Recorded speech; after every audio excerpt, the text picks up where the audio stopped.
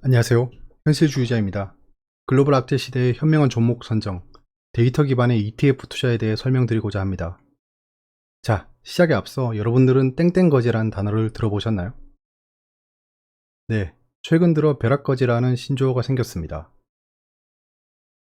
왜일까요? 두 번째 질문입니다. 테이퍼링, 중국 부동산 위기, 코로나 재확산 등 글로벌 악재 속에 우리는 지금 주식을 사야 하나요? 팔아야 하나요?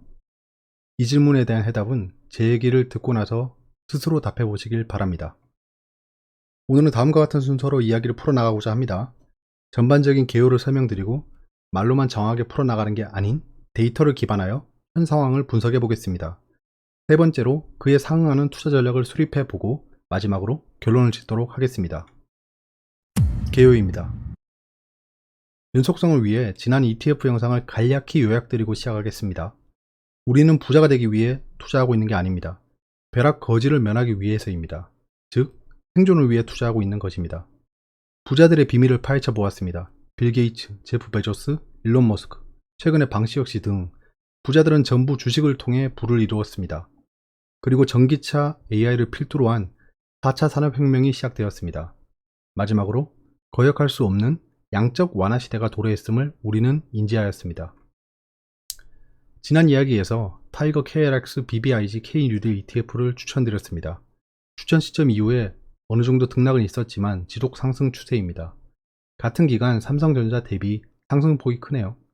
여기서 키포인트는 ETF 자체가 자동 분산 투자 효과를 가지고 있어서 이런 안정적인 수익률을 추구할 수 있는 것으로 보입니다.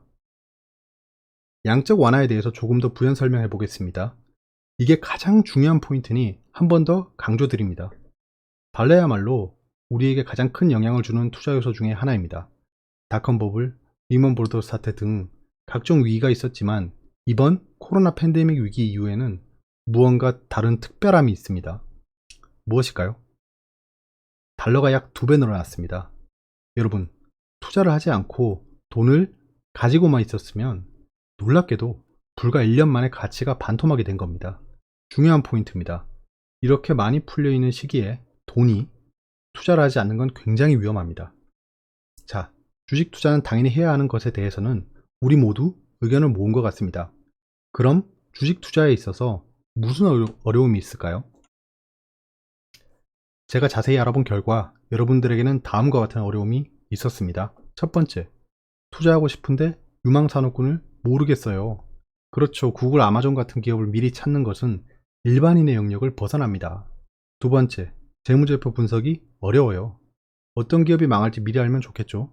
세 번째, 시장이 왜 오르고 떨어지는지 모르는 것입니다. 항상 떨어지고 나면 어떤 이유로 떨어졌는지 사후 분석뿐이죠. 마지막으로 언제 팔지 모르겠다. 근데 이건 반대로 질문이 가능할 것 같습니다. 왜 팔아야 하죠? 두 번째 주제입니다. 데이터 분석을 통해 글로벌 시장을 분석하겠습니다. 첫 번째, 테이퍼링, 돈을 덜 풀겠다는 거죠.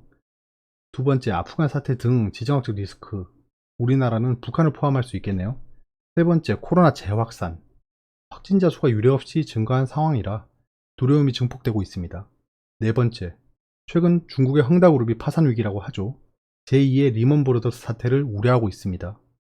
그의 반응이라도 하듯 코스피 코스닥 지수는 최근 하락을 면치 못하고 있습니다. 이 중에서 시간상 테이퍼링 우려에 대해 심도 있게 다뤄보겠습니다. 나머지 주제에 대해서도 많은 분석을 했으니까 나중에라도 꼭 이야기를 들려드리고 싶네요. 테이퍼링은 간단히 정의하면 양적 완화의 속도를 늦추겠다는 것입니다. 돈을 회수하겠다는 얘기는 아니니까 걱정하지 않으셔도 됩니다. 코로나 경제 위기 이후에 글로벌 증시 흐름을 보시면 아래와 같습니다. 전반적으로 큰 상승을 했고 한국 증시의 상승률이 도드라집니다. 최근에 테이퍼링 우려로 변동폭이 커진 기간 내에 대부분의 나라가 조정을 보이고 있네요. 우리나라만의 악재는 아닌 것으로 결론 지어집니다. 앞에서 말씀드렸듯이 테이퍼링은 돈을 회수하는 게 아니니까 이것은 기후로 보여집니다.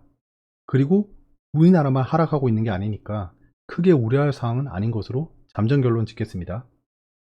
자, 그럼 테이퍼링에 대해서 조금 더 말씀드려 볼까요? 역사적으로 테이퍼링이 일어나서 금리가 상승할 때 미국과 한국 증시의 움직임을 보았습니다. 간단히 보시면 알겠지만 두 증시 모두 테이퍼링 금리하고 관계없이 지속적으로 상승했습니다. 글로벌 악재가 있더라도 결국 증시는 상승했습니다. 투자를 망설일 필요가 없다는 것에 대한 포인트를 여기서 마무리 짓겠습니다. 자, 세 번째로 투자 전략을 같이 수립해 보겠습니다. 먼저 레퍼런스를 위해 세계적인 기업이 어떻게 전략을 수립하고 투자를 집행하고 있는지 보겠습니다. 삼성전자는 우리나라의 기둥이죠. 이들이 최근 어떤 행보를 보이고 있을까요?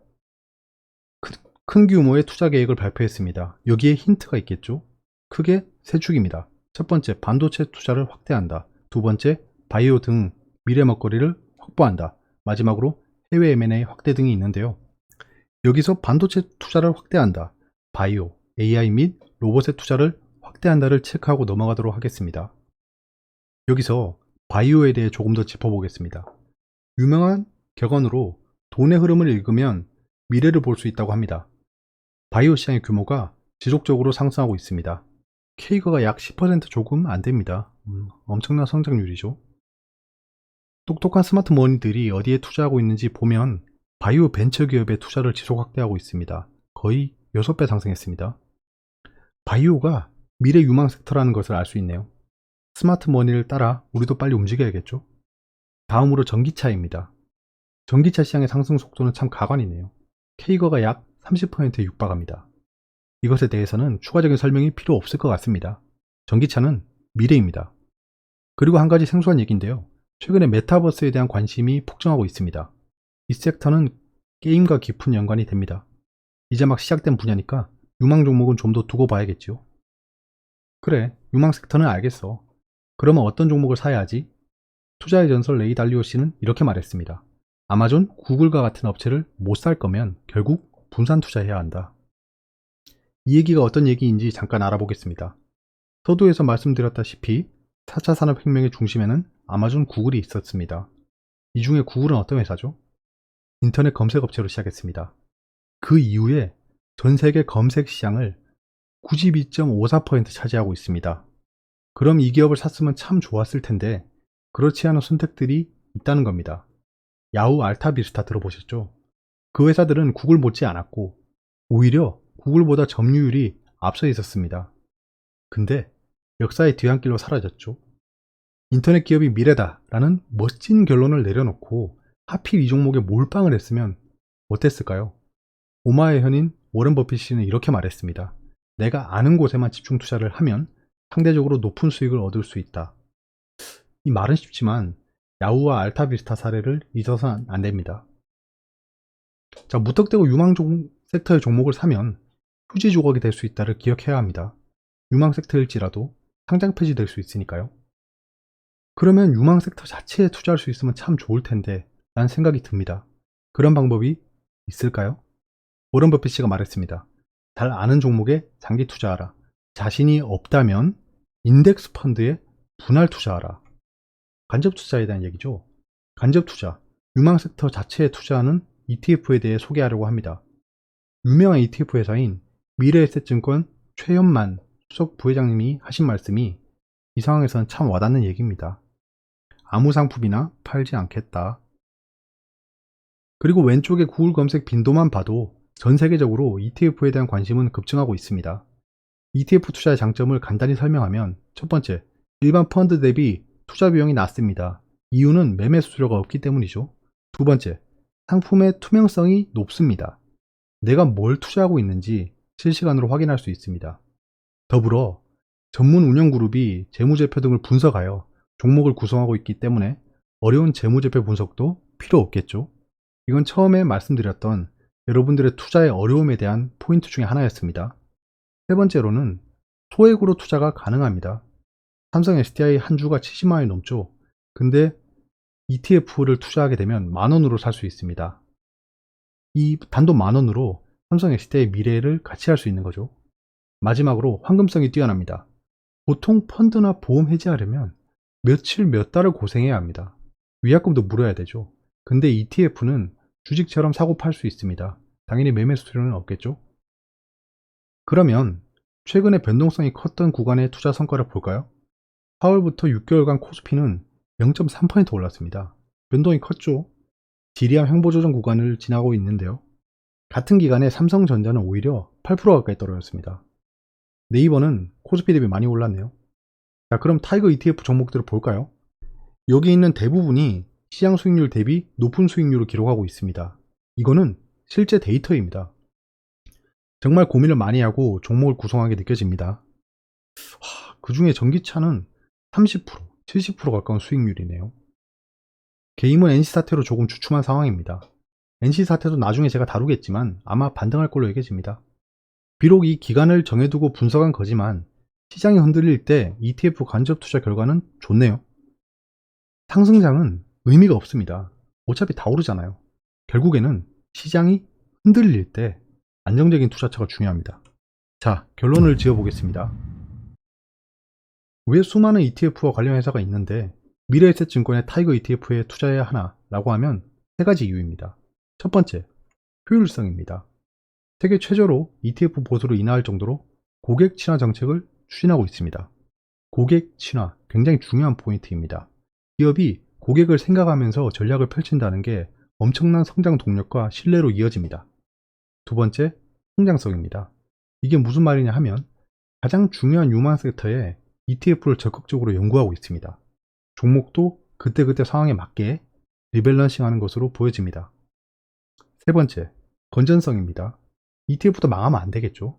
자기 자본을 튼튼하게 구축하고 있는 것이 더욱 안심되는 구조입니다.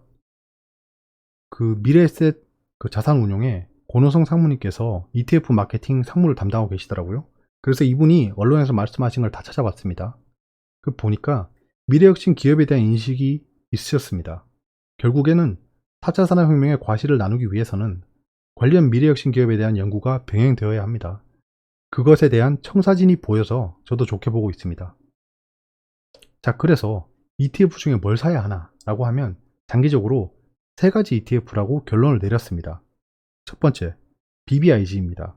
두 번째, 전기차. 그리고 마지막으로 미국 시장 자체에 대한 투자입니다. 관련한 ETF 설명은 제가 추가적인 영상을 통해 소개하도록 하겠습니다. 자, 첫 번째 질문으로 돌아오겠습니다. 우리는 지금 주식을 사야 하나요? 팔아야 하나요? 여러분들은 스스로 정답을 결정했을 거라 확신합니다. 바야흐로 양적 완화 시대입니다. 인간은 항상 후회를 합니다. 특히 투자에 있어서는 라고 할 때 투자할 걸 이라는 후회를 늘 합니다. 여러분들은 지금 벼락 거지를 면하고 벼락 부자가 되기 위한 문 앞에 서 계십니다. 주식 투자가 무섭다? 투자가 두렵다면 일단은 안정적인 투자로 시작부터 하시길 바랍니다. 그 시작을 ETF와 함께 해보시면 어떨까요? 긴 시간 발표 경청해 주셔서 감사드립니다. 항상 건강하세요.